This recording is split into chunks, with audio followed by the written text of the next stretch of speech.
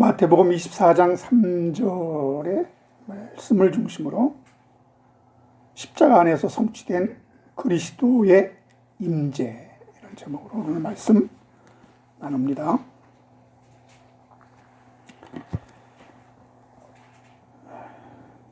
계속 요즘 몇 주 동안 예수의 재림에 대해서, 종말에 대해서 말씀을 증거했습니다. 이제 다음 주까지 재림에 대한 말씀이 아마 마감될 텐데요. 오늘도 잘 들어보세요. 지금 제자들은 주님의 임재를 어떻게 생각하고 질문하고 있는 것인지, 이 제자들은 예수 그리스도께서 왕으로 군림하여 하나님 나라의 왕국 통치를 염두에 두고 지금 이 세상 종말과 그 이후에 왕으로 이스라엘을 독립시키고 지상 왕국을 세우는 것이 언제인지, 그것이 궁금해서 그걸 지금 질문하고 있었던 겁니다. 이때 예수께서는 잠시 후에 그들 심령 안에 성령에 의해서 임재하게 되는 왕으로서의 오심과 동시에 인류 종말의 날, 마지막 심판관으로 나타나 우주 만물을 최종적으로 심판하실 그 날을 염두에 두시고 이것을 함께, 이걸 섞어서 대답을 해주셨기 때문에 많은 사람들이 헷갈리게 되어 있어요. 그러니까 마태복음 24장의 이 종말의 예언은 십자가 안에서 성취된 것인데요. 이것이 오순절 성령 강림으로 이 역사에 나타나기 시작한 것입니다. 성경은 오순절 성령이 임한 그 시간부터 발세가 시작되었으며 예수께서 왕으로 성도 안에 오셔서 성도들과 함께 왕 노릇하는 것을 1000년 동안 왕 노릇하는 것으로 표현하고 있습니다. 여러분, 성경에서는 왕 노릇하는 것을 어떻게 묘사하고 있습니까? 로마서 5장 17절에 보니까 한 사람의 범죄로 말미암아 사망이 그 한 사람을 통하여 왕 노릇하였은즉 더욱 은혜와 의의 선물을 넘치게 받은 자들은 한 분 예수 그리스도를 통하여 생명 안에서 왕 노릇하리로다 그랬어요. 성경의 이 왕 노릇은 우리가 생각하는 그러한 어떤 인간의 통치의 개념에서의 그런 왕 노릇이 아니라는 거예요. 그래서 헷갈리는 겁니다. 여러분, 그리스도 안에서 생명 안에 은혜가 왕 노릇하는 이 진리를 모르기 때문에 오늘날도 예수님 당시처럼 예수님이 이 지상에 천년 왕국을 세우고 정치적 의미의 다스림과 통치를 생각하고 있는데, 여러분, 제자들의 수준에서 조금 더 나아가지 못한 그런 정치적인 메시아, 인간을 힘과 권력으로 다스리고 지배하는 그런 통치로 인간이 개선될 것이라는 믿음을 아직도 버리지 못하고 있는 겁니다. 그래서 천년왕국을 얘기하고 있는 거예요. 이 지상의 천년왕국. 여러분, 아담의 후손으로 죄와 사망의 지배를 받고 죄와 사망의 종으로 굴복당하고 무력하게 끌려다니는 허무한 데 굴복했던 그 시절은 죄가 왕 노릇한 것입니다. 사단 마귀의 종 노릇한 것이라 이 말이죠. 그런데 십자가 이후 예수께서 사망 권세를 깨뜨리고 뱀의 머리를 밟았단 그런 말입니다. 사탄의 권세가 깨진 것입니다. 이제 그리스도께서 생명 안에서 왕 노릇한 것입니다. 그러면 천년왕국, 예수 그리스도와 함께 더불어 왕 노릇하는 그 천년왕국은 십자가 그 순간부터 지금까지 성도 안에서, 하나님의 백성들 안에서 일어났다는 거예요. 이런 말씀을 전하면 깜짝 놀랄 사람들이 많죠. 여러분, 십자가에서 사단의 권세가 무너지고 예수가 왕노릇하는, 생명이 왕노릇하는 그 천국이 침노하여 들어온 때가 십자가에 죽으신 그 순간이라는 겁니다. 그때 천국이 임했고, 그때 은혜의 천년 왕국이 시작되었고, 그때 말세가 시작되었고, 그때 첫째 부활에 참여하는 둘째 사망의 해를 받지 않게 되는 심판을 통과한 것입니다. 하나님의 백성들만.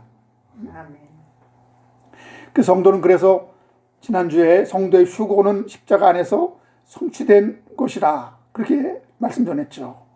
그래서 믿는 자들만 마지막 나팔 순간에 개인적인 종말을 맞이하는 사람은 그 개인의 종말에 호련히 변화받아 주님을 상봉하는 신령한 몸으로서의 변화되는 신비를 체험하게 되는 것입니다. 이것은 살아서 이것을 믿는 자들만, 살아서 이걸 믿는 자들만 그것이 나타나는 거죠. 재림에 대해서 한국 교회의 많은 성도들이 오해하고 있는 부분인데요. 여러분, 다시 오시는 예수, 그러니까 재림이란 용어는요, 성경에 다시 오시는 예수님에 대한 표현을 정리한 것이지 성경 자체가 예수님의 재림에 대한 용어를 사용하고 있지 않습니다. 이 성경에 재림에 대한 재림이 없어요. 여기서부터 신학적인 오해와 왜곡 현상이 일어나는 겁니다. 이 재림이란 용어는요, 시한부 종말론자들이 먼저 사용하기 시작했던 것입니다.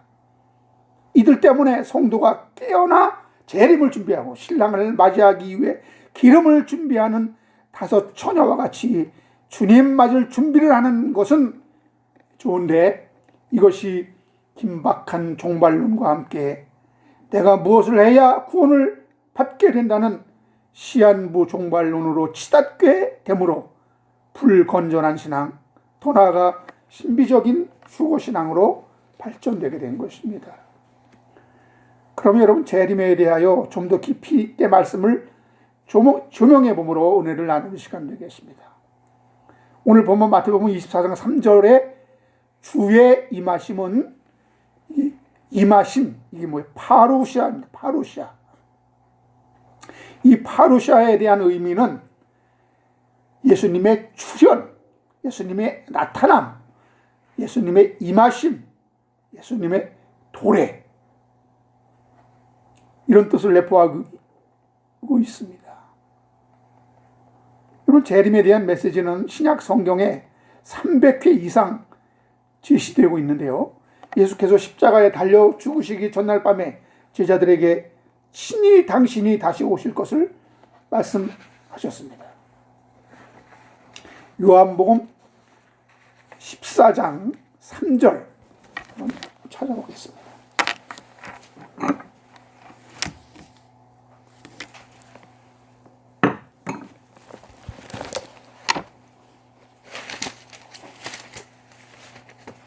요한복음 14장 3절하고 18절, 19절을 다 같이 보겠습니다.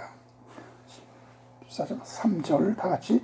가서 너희를 위하여 거처를 예비하면 내가 다시 와서 너희를 내게로 영접하여 나 있는 곳에 너희도 있게 하리라.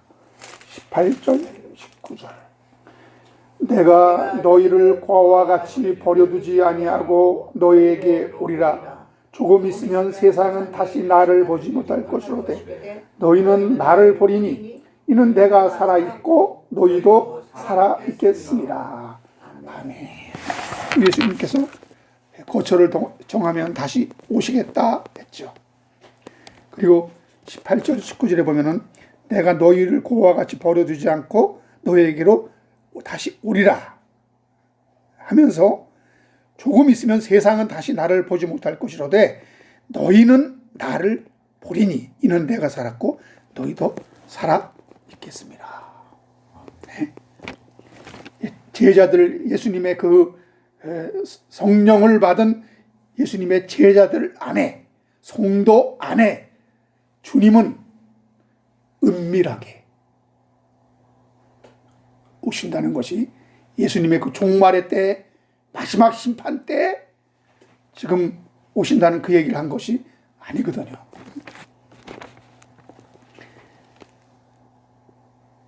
이 말씀은 종말의 때 예수께서 가시적으로 재림하시는 장면이 아니라 믿는 성도들 안에 은밀하게 성령에 의해서 임재하는 모습이 연상되는 것입니다.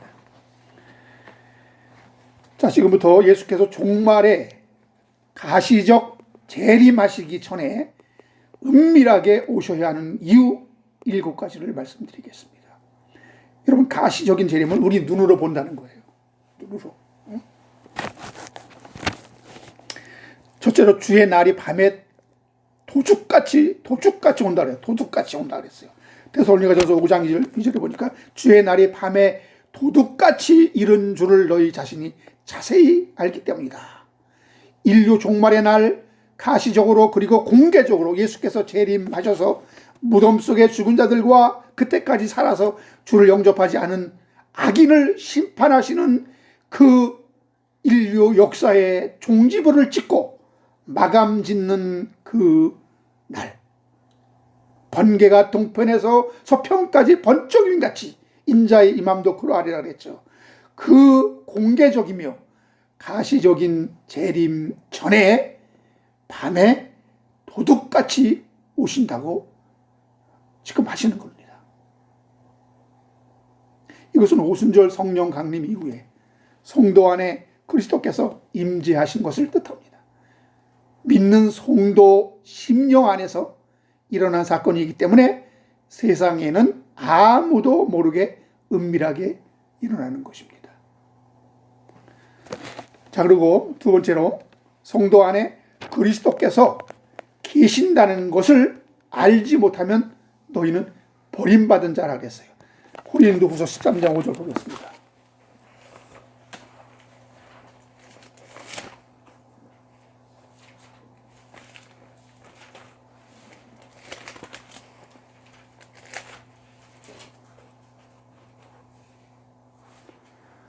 고린도후서 13장 5절. 너희는 믿음 안에 있는가 너희 자신을 시험하고 너희 자신을 확증하라. 예수 그리스도께서 너희 안에 계신 줄을 너희가 스스로 알지 못하느냐? 그렇지 않으면 너희는 버림받은 자니라. 아멘. 믿는 자들에게 예수 그리스도께서 너희 안에 계신 것을 너희가 모르면, 알지 못하면 너희는 버림받은 자야. 너희는 그리스도인이 아니야. 그러니까 그리스도인은 반드시 예수 그리스도께서 그 안에 계신다는 거죠. 너무나 당연한 거죠. 성령이 임하게 된 그 이후부터 그리스도께서 성도 안에 계실 수 있는 것은 이건 신비입니다. 여러분, 예수님이 부활하시고 승천하시기 전에 제자들에게 나타나셨잖아요. 그때는 그 제자들 심령 그 안에 들어갈 수가 없었어요. 그래서 나타났다가 사라지고,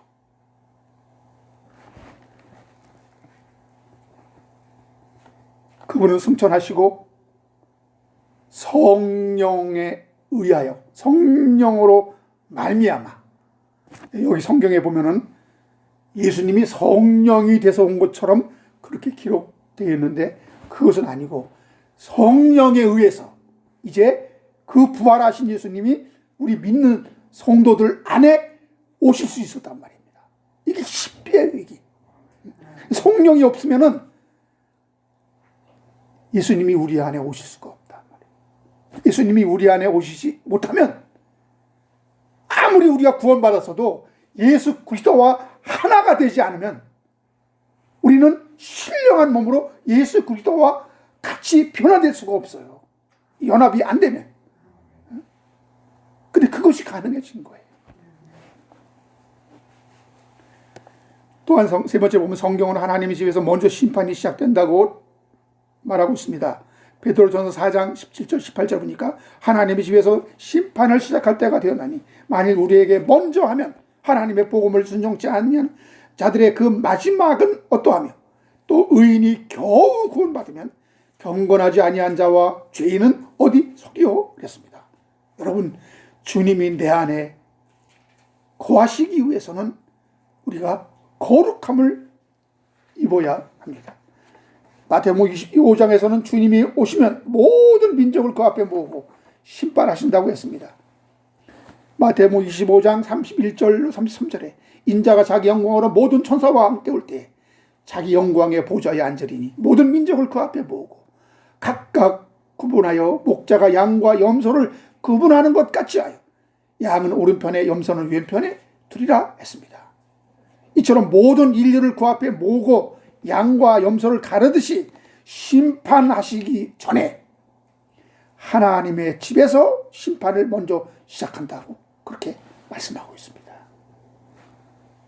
그래서 그리스도는 성도 안에 먼저 오셔서 은밀하게 심판하시는 영적인 임재가 우선한다는 것이 성경의 증언입니다. 이것은 주님이 우리 성도 안에 왕으로 임하신다는 것인데, 그러면 이미 자리 잡고 있던 원수 마귀를 먼저 제압하고 추방 쫓아내야 한다는 거 아닙니까? 예수님이 내 안에 오기 위해서는 내 안에 있던 이 사탄 마귀와 같이 있을 수가 없잖아요. 예수님이 내 안에 오신다는 것은 이 안에 자리 잡고 있던 마귀가 쫓겨난다는 것을 의미하고 있어요. 그럼 사탄 마귀의 권세는 언제 제압당한 것입니까? 누가복음 10장에 보면은요, 70인이 기뻐하여 돌아와서 주님께 보고합니다. 주의 이름으로 귀신들도 우리에게 항복하더이다. 예수님이 그게 뭐 이렇게 놀라운 일이냐? 사탄이 하늘에서 번개같이 떨어지는 걸 난 보았는데. 누가복음 10장 18절 19절에 예수께서 이르시되 사단이 하늘로부터 번개같이 떨어지는 것을 내가 보았노라. 내가 너희에게 뱀과 전갈을 밟으며 원수의 모든 능력을 제어할 권능을 주었으니 너희를 해칠 자가 결코 없으리라 그랬습니다. 원수의 모든 능력을 제어할 권능을 주셨다. 다시 말하면 사탄을 무장해제시켰다는 것입니다. 그럼 사탄의 권세가 언제 무장해제된 것입니까? 골로새서 2장 15절에 공동 번역으로 읽어드리면요, 그리고 십자가로 권세와 세력의 천신들을 사로잡아 그 무장을 해제시키시고 그들을 구경거리로 삼아 끌고 개선 행지를 하셨다. 이 보이지 않는 영적 세계에서 이루어진 사실이죠. 이 진리를 믿지 못하게 되면 지금도 여러분 귀신의 위력으로부터, 사탄 마귀의 그 미혹으로부터 이미 그 권세는 다 쫓겨났고 마귀는 제압당하고 아무 능력이 없는데, 아무런 우리를 해할 능력이 없는데 우리 스스로 귀신을 두려워하고 우리 스스로 악한 영을 두려워하고 악한 영에 미혹당하고 스스로.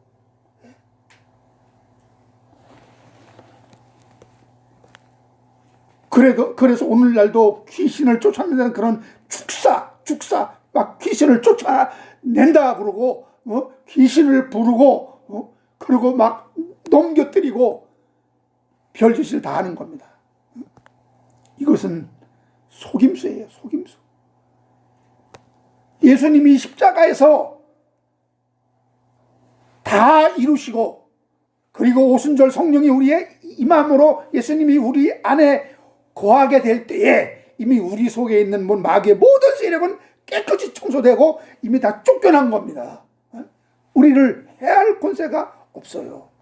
근데 마귀는 우리를 미혹해서 아직도 우리 성도들을 해할 수 있다라고 이렇게 속이고 있는 겁니다. 다섯 번째, 제자들에게 너희가 죽기 전에 내가 왕권을 가지고 오는 것을 볼 자들도 있다 그랬죠. 이게 난의 손깁니다. 이것. 근데 하나도 난해하지 않아요. 인자가 아버지의 영광으로 천사들과 함께 오리니 그때 각 사람의 행한 대로 갚으리라. 진실로 너에게 이르노니 여기 섰는 사람 중에 죽기 전에 인자가 왕권을 가지고 오는 것을 볼 자들도 있느니라 그랬어요. 아직까지 예수님이 왕권을 가지고 오지 않았다면 이미 그 제자들 다 죽었는데 주님의 말씀이 다 안 맞잖아요. 여기 제자들이 죽기 전에 주님이 왕권을 가지고 오는 것을 본다고 했으니 예수 재림이 인류 종말의 날, 즉 제자들이 죽은 뒤 주님이 가시적으로 재림하는 것을 말하고 있다면 주님의 말씀이 앞뒤가 맞지 않습니다. 그래서 위 기절을 일명 난해 구절이라고 이렇게 칭하고 있죠. 여러 가지 구구와 억측과 해석이 난무하고 있지만 우리가 지금까지 배운 맥락으로 볼 때 하나도 난해하지 않고 하나도 어렵지 않아요. 명쾌한 말씀입니다. 지금 예수께서는 당신이 죽으심으로 이루어지게 되는 하늘의 통치를 말씀하고 있는 거예요. 십자가의 승리로 인하여 사탄의 권세인 이 세상에 하나님 나라가 임하게 되는 것을 말씀하시면서 인자가 아버지의 영광으로 왕권을 가지고 올 때에 여기 섰는 자들 중 그 하나님 나라의 임재를 체험할 자들이 있다는 것입니다. 이 하나님 나라의 임재, 예수님이 왕으로 오시는 것이 언제라고요? 언제였다고요? 이미 지나간 거죠. 오순절에 그분이 우리 안에 성령으로 임했잖아요. 오순절 성령 강림. 이때 성령이 저들에게 불처럼 임했다는 것은 예수께서 죄인들을 위한 제사를 완수하시고 죽은 자 가운데서 부활 승천하시고 하나님이 그 온전한 제사를 받으시고 하늘 우편에 올리우셨다는 증거로 성령을 우리에게 부어주신 것입니다. 그래서 우리가 주와 함께 죽으면 함께 살게 되는데 살아서 함께 왕노릇하게 될 것이라고 디모데후서 2장 11절 12절에 보면은 미쁘다 이 말이요 우리가 주와 함께 죽으면 또한 함께 살 것이요 참으면 또한 함께 왕노릇할 것이요 우리가 주를 부인하면 주도 우리를 부인하실 것이다 그랬어요. 이 왕노릇하는 것이 무엇이냐? 이 왕노릇에 대해서 잘 여러분 아시려면은 지금 창원에 있는 그 늘푸른 교회 이장호 목사님이 계시로 강의를 하고 있는데 거기 1000년간 왕노릇한다라는 여기에서 아주 잘 설명하시더라고요. 저도 새롭게 깨달았는데 참고하시면 좋습니다. 누가복음 9장 27절에서도 내가 참으로 너에게 이르노니 여기 서 있는 사람 중에 죽기 전에 하나님 나라를 볼 자들도 있느니라 그랬어요. 여러분 여기서의 이 죽기 전의 죽음은 헬라어로 이 다나토스입니다.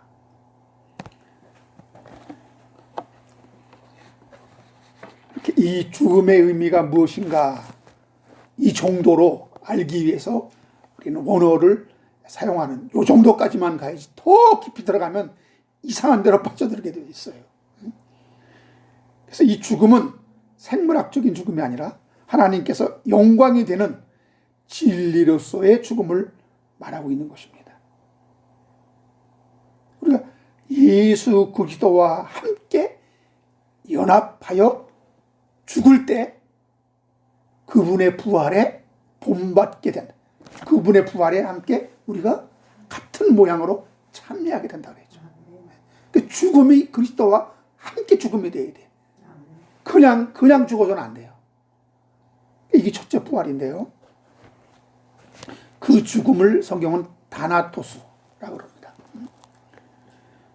성경에서 영생은 하임이라고 하는데 진리를 알고 죽으면 죽어도 산 자, 다나토스로서의 죽어서 다시 살아난 자, 즉 첫째 부활이라고 하는 겁니다. 그러므로 여러분 첫째 부활에 참여하려면 반드시 다나토스로서의 죽음이 필요한 것이에요. 영생과 대조되어 목숨이라고 성경에 말하고 있는데 그것은 하이로서, 이것은 진리를 모르고 죽으면 육적인 죽음, 이것은 네크로스라고, 다시 살지 못하는 둘째 사망의 죽음, 이것은 네크로스. 그러니까 예수 그리스도와 함께 같은 모양의 그 죽음, 이것은 다나토스. 이건 첫째 부활이 보장되고 이것은 영생이 보장된 겁니다. 그런데 그렇지 않고 그냥 예수 안 믿고 그냥 죽는 것은, 이것은 네크로스, 둘째 사망이에요. 그거는 에스겔서 37장에서 보면 죽은 자가 나옵니다. 마른 뼈가 등장하죠. 이 뼈가 기능이 다 해체된 상태로 그러나 육적인 호흡은 살아 숨쉬나 이들이 산 자가 아닙니다. 여기에 하나님의 생명, 하나님의 영이 들어가게 되면 기적이 일어나는데, 내 삶 속에 새로운 영, 하나님의 영이 임해서 진리를 깨닫게 되면 육신이 죽어도 다시 살게 되는 것입니다. 이것을 아나스타시스, 부활이라고 하는 것입니다. 부활. 예수 안에서 예수와 함께 더불어 죽어야 함께 살아나게 되는 것입니다. 그 죽음은 예수께서 죽으시고 살아나셨으며 하늘에 오르사 하나님 우편에 계시다가 성령으로 말미암아 성도 안에 거하기 시작하면서부터 성도는 예수 안에서 죽고 예수 안에서 새롭게 난 새로운 피조물, 새 생명이 된 것입니다. 그러므로 우리가 전하는 십자가는 부활과 승천과 성령으로 임하신 한 세트로서의 예수가 돼야지, 부활 승천을 전제하지 않는 십자가를 바울은 말한 적이 없습니다. 그래서 어떤 분들은 십자가만 전하면 안 되고 부활을 함께 전해야 한다고 하는데, 이것은 그들이 말하는 그 십자가는 부활이 포함되지 않는 가짜 십자가, 바울이 전한 그 십자가가 아니기 때문에 그런 주장을 하는 것입니다. 여러분, 고린도전서 2장 2절 어떤 십자가를 바울은 전했습니까?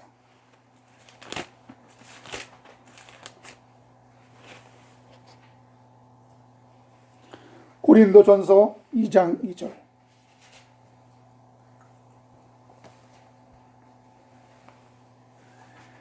내가 너희 중에서 예수 그리스도와 그가 십자가에 못 박힌 곳 외에는 아무것도 알지 않기로 작정하였습니다. 예수 그리스도께서 십자가에 못 박힌 이 사실 하나, 여기에 부활, 승천, 성령으로 임재하는 이 모든 것이 포함된 거예요. 여기에.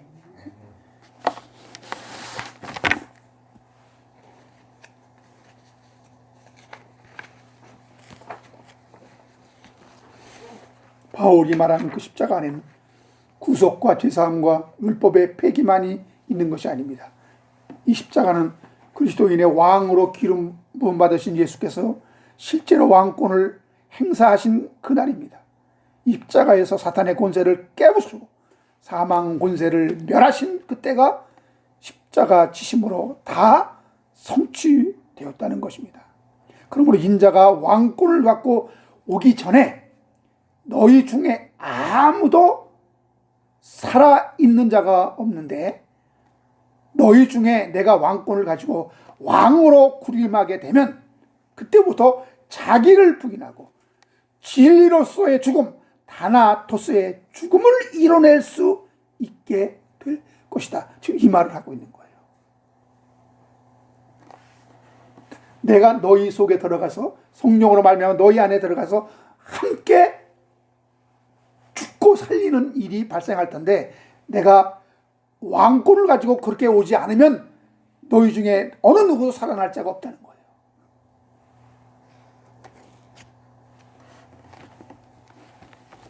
그러므로 너희는 두려워 말라. 내가 갔다가 다시 너희에게로 오리라. 내가 너희를 위하여 초소를 예비하러 가노니 예비하면 너희를 영접하여 나 있는 곳에 너희도 있게 하리라. 한글 번역에서 이렇게 말하죠. 주님이 우리를 영접한다는 것은 그리스도 안에서 하나가 되었다는 것입니다. 즉 십자가를 통해 그리스도와 함께 죽고 함께 사는 진리를 깨달아 그 죽음의 연합을 이루어냈다는 말씀입니다. 이 말씀은 다나토스의 좋은 죽음, 첫째 부활에 참여하게 하는 그 죽음은 주님이 내 안에 임재하기 전에는 절대로 이루어질 수 없다는 그런 말씀입니다.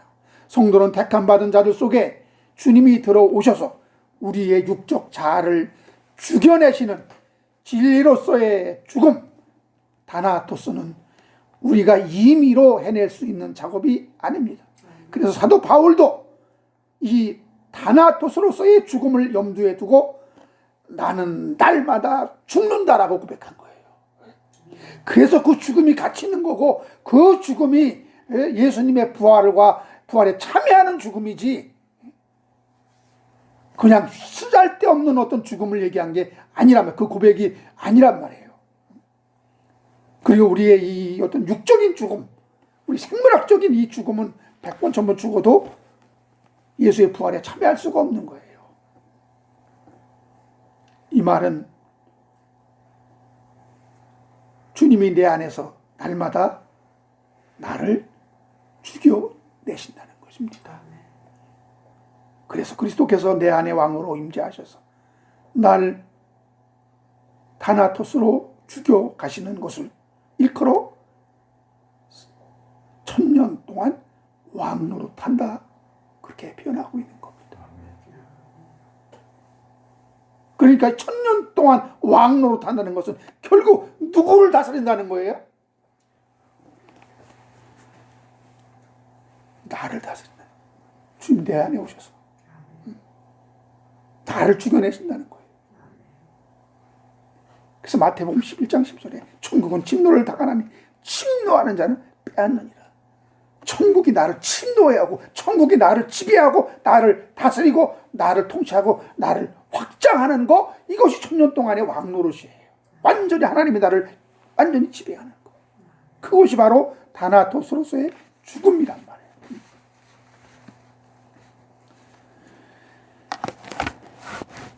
여섯 번째는 주님이 내 안에 오셔서 날 죽여내는 작업을 1000년 동안 왕노릇한다 이 표현하고 있죠.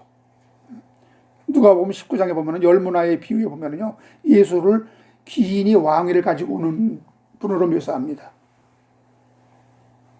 19장 12절 13절에 보니까 이르시되 어떤 귀인이 왕위를 받아 가지고 오려고 먼 나라로 갈 때 그 종 열을 불러 은화 열문화를 주면서 이르되 내가 돌아올 때까지 장사하라.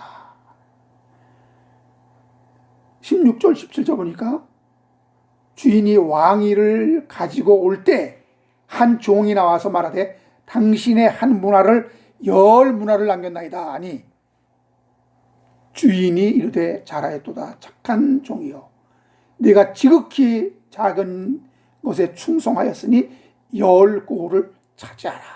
그리고 다스리게 한다라는 말씀이 나옵니다. 이것이 바로 그리스도인의 왕노릇인데요. 그럼 언제 성도는 왕노릇하게 되는 것입니까? 이 비유에 보면은 귀인인 예수 그리스도예요. 왕위를 받아갖고 돌아오면 이제 심판하게 되죠. 하나님의 집에서 심판이 이루게 됩니다. 그리고 열 문화를 남긴 착한 종은 여기서 이익을 남긴 거, 이것은 뭐예요? 예수 믿은 거예요.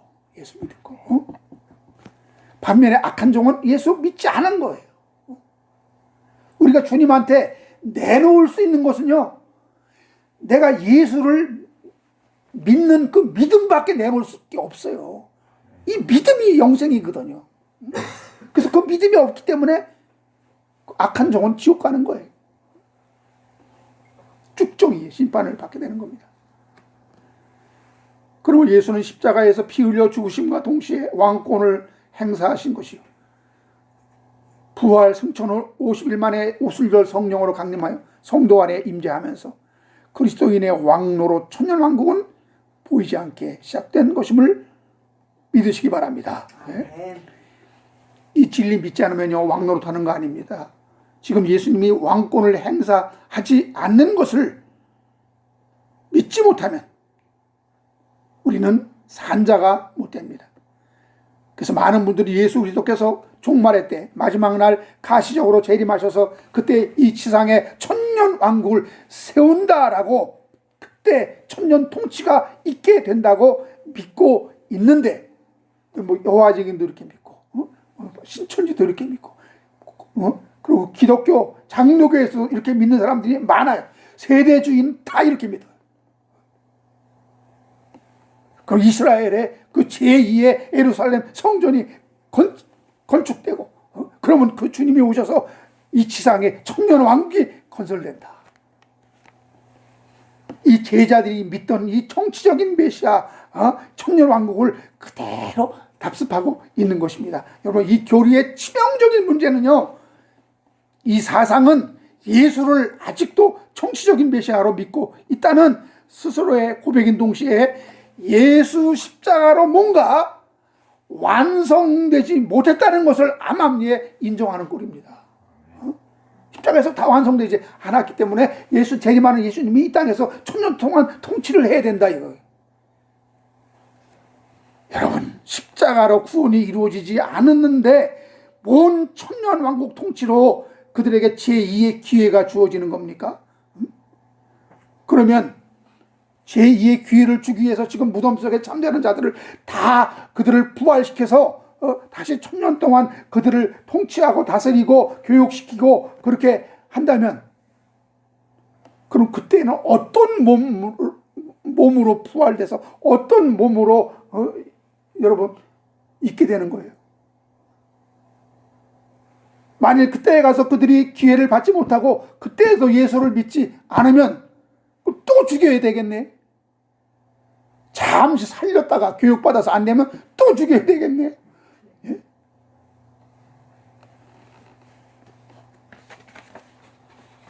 그러면 왕노릇 한다는 것이 무슨 뜻입니까? 아까 본 것처럼 로마서 5장 17절 한 사람의 범죄로 말미암아 그 사망이 한 사람을 통하여 왕노릇하였은즉 더욱 은혜와 의의 선물을 넘치게 받은 자들은 한 분 예수 그리스도를 통하여 생명 안에서 왕노릇하려다. 예수 믿기 전에 우리는 아담 안에서, 그 아담 하나로 말미암아 우리는 죄와 사망의 그 사탄 마귀의 종노릇하면서 완전히 죄의 지배를 받고 죄 아래에 우리는 왕노릇한 겁니다. 죄가 왕노릇한 겁니다. 이제 우리는 예수 그리스도로 말미암아 은혜가 왕노릇하는 그 은혜의 시대에 우리가 살고 있단 말입니다. 우리가 지금 누리는 왕노릇을 이해하기 위해서 전에 누린 그 왕노릇을 보면은 이해가 되는데요. 아담이 죄 아래서 사망이 왕노릇하고 죄가 왕노릇, 율법이 왕노릇했잖아요. 어떤 곳에 종이 되고 끌려다니고 지배받는 삶이 반대로 왕노릇한 삶입니다. 이때는 원치 않는, 마지못해서 육신의 정욕에 굴복당해서 했던 그런 왕노릇이에요. 그런데 이제는 그 반대로 생명 안에서, 예수 그리스도 안에서 은혜의 왕노릇이다 이겁니다. 이 은혜의 왕노릇은 이거는 감동이 있어서 감사해서 자발적으로 하는 것이지 막 억지로 끌려다니고 내가 하기 싫은데 막 하는, 하나님이 강제적으로 막 우리를 끌어서 하는 그런 차원이 아닌 거죠.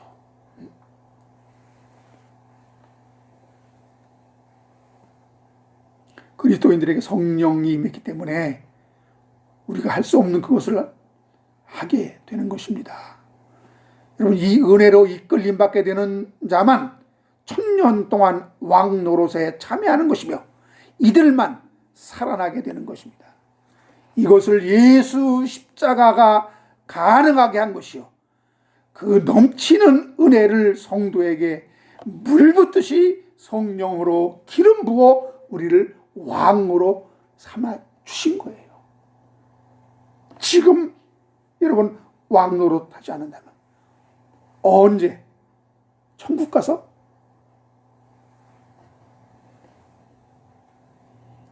요한계시록 20장 22절과 6절에 보면요, 2절 보면은 용을 잡으니 곧 옛뱀이요 마귀요 사탄이라 잡아서 1000년 동안 결박하여 다시는 미혹하지 못하게 한다 그랬습니다. 여러분, 그리스도와 더불어 왕노릇 할 때는 이미 사탄은 무저갱에 감금된 상태예요. 죄가 활개치지 못하고 마귀 역사가 미혹을 마구잡이로 역사하고, 그래서 마귀를 대적하는데 우리의 시간을 허비하지 않도록 사탄의 발을 완전히 묶어버린 것입니다. 근데 오늘날도 여러분 계속 마귀와 싸우고 있고 계속 여러분 귀신을 쫓아내고 있다면 어떻게 하겠어요? 끝으로 로마서 8장 23절에 보면은 처음 익은 열매인 우리가 몸의 구속을 기다린다 그랬어요.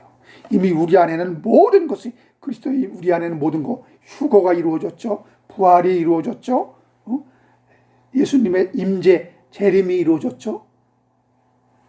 오로지 하나 남아있는 거, 이 몸의 구속, 이 몸의 속량함을 입는 거. 이건 마지막 날 호련히 변화받는 거예요. 이것만 남아있어요. 이것만. 딴 건 다 이루어졌단 말이에요. 이것도 그때에 가서 갑자기 이루어지는 것이 아니라 지금 1000년 동안 왕노릇하고 첫째 부활에 참여한 이 믿음과 이것을 가지고 있는 자에게 그날에 그것이 실현되는 거예요. 이 믿는 자에게.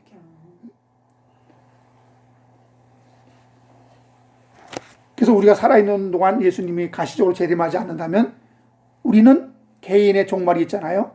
우리가 언제 죽든지 죽게 된단 말이에요. 죽는 그 순간에 그 믿음 안에 있는 자들은 호련히 변화되는 게 그게 마지막 나팔이에요. 그게.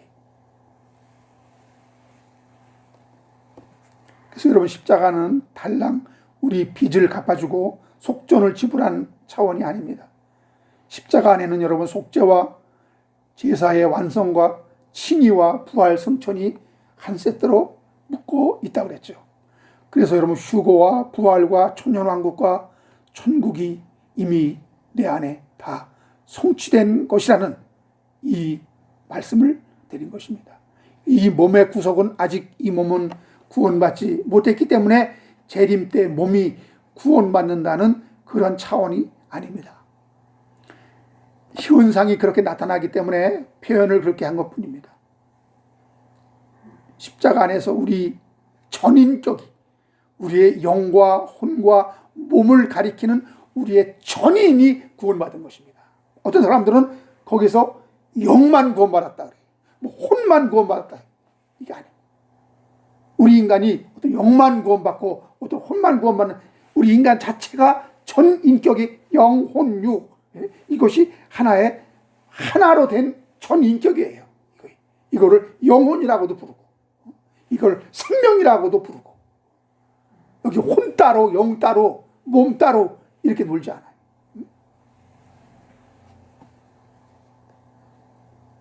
그래서 마지막 나팔에 호련히 변화받을 수 있는 것이지, 주님이 어떤 절반만 구원했고 반은 재림하셔서 구원하시려고 남겨놓으신 것이 아닙니다. 십자가 구원의 완결성, 완성이기 때문에 그렇습니다. 그러므로 여러분, 지금도 우리는 죽음과 삶을 넘나드는 롤러코스터를 타듯이 1000년 동안 내 자아가 십자가 안에서 죽었다는 것을 체울시키는 이 작업, 이것이 1000년 동안의 왕노릇이에요. 그러니까 여러분, 예수 안에 있는 자, 이 1000년 동안 왕노릇 하는 자는 왕노릇 하지 않았을 때는 그냥 멀쩡해요. 그냥 이래도 좋고 저래도 좋고 큰 문제 없어요. 그냥. 근데 1000년 동안 왕노릇 하게 되면 이게 막 요동을 칩니다. 막 롤러코스터를 타듯이 올라갔다 내려왔다가 전에는 괜찮던 것이 막 전에는 죄가 안 되던 것이 막 죄로 보이게 되고 낙심하기도 하고 막 좌절하기도 하고 그리고 막 내가 예수 안에 있는 이 기쁨을 또 만끽하니 막 기쁘기도 하고 다른 사람이 보면 미친 것 같죠. 그게 정상이에요. 다른 사람이 못 보는 것을 보니까, 다른 사람이 느끼지 못하는 것을 나는 느끼니까, 다른 사람이 체험하지 못하는 것을 나는 체험하고 있으니까 정상이 아닌 것처럼 보이죠. 이 천년의 차면 주님의 재림하시는 것이 아니라 역사의 종지입을 짓기 위해 나타나시는 것입니다. 그래서 이미 재림하셔서 우리 안에 와 계신데 무슨 또 재림합니까?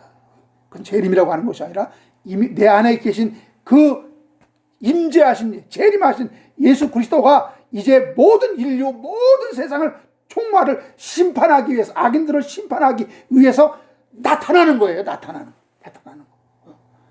이게 우리가 쉽게 이야기해서 가시적인 재림이라고 하는데, 재림은 한 번 하는 겁니다.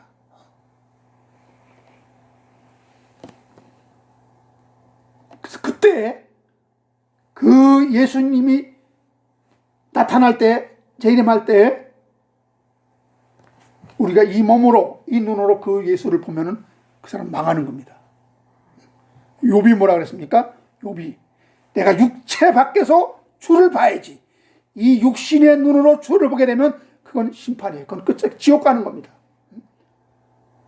그래서 우리가 진짜 예수 그리스도께서 가시적으로 재림한다, 나타나시는 그때에 우리는 호련히 변화되어 주님과 함께 우리는 심판관으로 참여해야지. 예? 심판관으로. 우리가 이 땅에 있으면서 우리는 예수님이 오시는 것도 모르고 이 땅에 있으면서 예수님이 어느 날 재림한다고 그랬지, 그래 우리는 이 눈으로 그분이 육신을 가지고 구름 타고 오는 그 예수님을 봐야지 하고 이 눈으로 그 예수를 보면은 그거는 지옥이라는 거예요.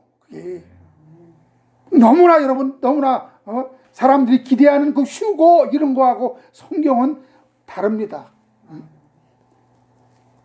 이 육신의 눈으로 보면 안 돼요. 이 육신의 눈으로 보려고 하는 사람은 지금 내 안에 예수가 아직 재림하지 않았다고 이렇게 믿고 있는 거잖아요. 오순절 때부터 그분은 우리 안에 임재하셔서 1000년 동안 지금 왕노릇하고 있는데 뭔 얘기를 하고 있는 겁니까?